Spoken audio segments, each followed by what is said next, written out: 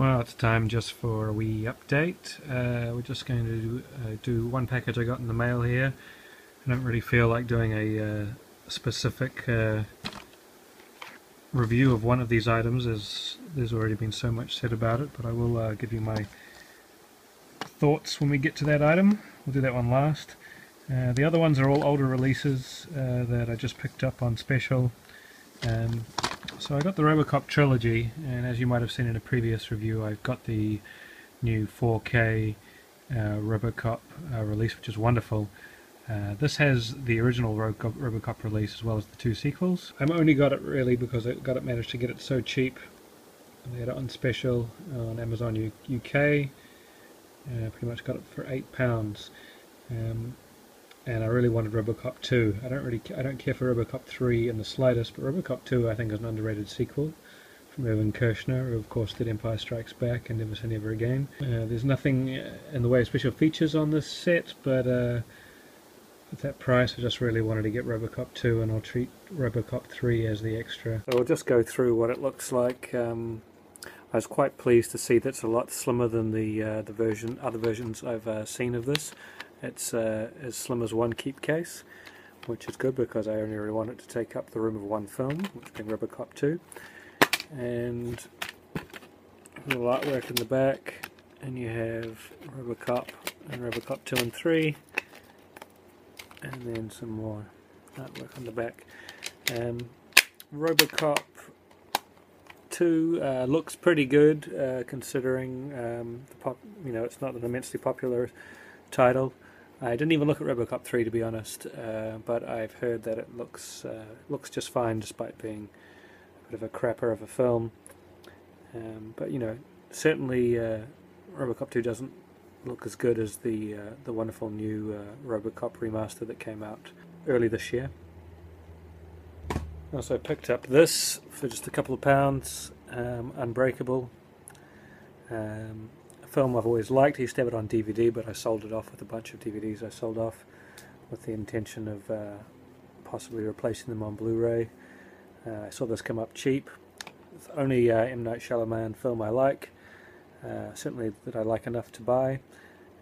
The Blu-ray, although leaps and bounds above the DVD, is a pretty poor looking Blu-ray.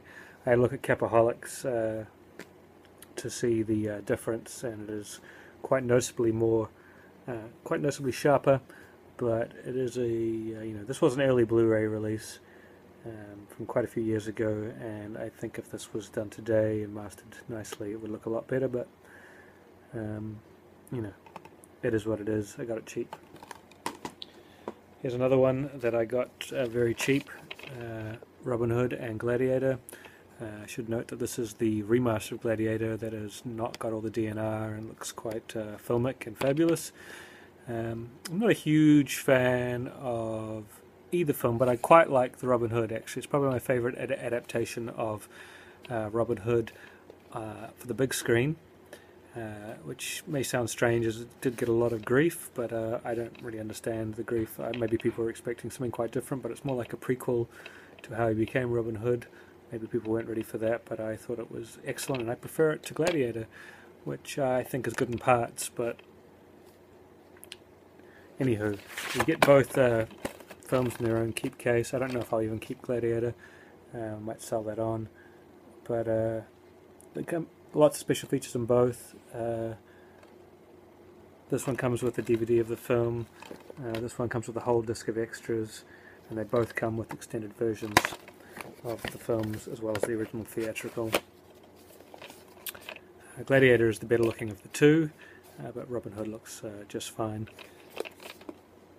Now this is the one I was talking about earlier, The Good, the Bad and the Ugly Remastered Steelbook. A lot of people have talked about it being too yellow. When you see it in motion, it really looks so far beyond all of the other releases as far as detail, and that includes the Italian. It looks better than all the other versions. Night and day, the definition, the detail. There has been, as I say, there's been complaining about the colour timing, but the colour timing is quite different on all the other versions available. I think the reaction to the sort of yellow tinge, especially in the outdoor scenes, has been way blown out of proportion. They want it to look more like the Italian version in colour, but have the detail that it has here.